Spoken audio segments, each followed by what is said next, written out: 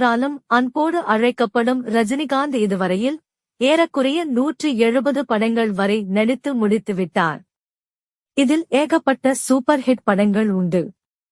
அவைகளில் இருந்து என்னை மிகவும் கவர்ந்த படமாக பல படங்கள் இருந்தாலும் இங்கு முதலில் 2 படங்களை பற்றிய நினைவுகளை உங்களுடன் பகிர்ந்து கொள்கிறேன். அதில் முதல் படமாக ரஜினிகாந்த் அவர்கள் நடித்த 1984ஆம் ஆண்டு வெளியான சூப்பர் ஹிட் படம் நல்லவனுக்கு நல்லவன். இந்த படத்தை இயக்கியவர் எஸ்.பி. முத்துராமன்.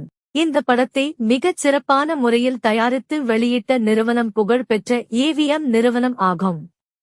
இந்த படத்திற்கு முன்பாகவும் பின்பாகவும் பல படங்களில் ரஜினி சிறப்பாக நடித்து பல வெற்றி படங்களை கொடுத்திருந்தாலும் இந்த படம் அனைத்து வயது மக்களையும் கவர்ந்த படமாக அமைந்தது.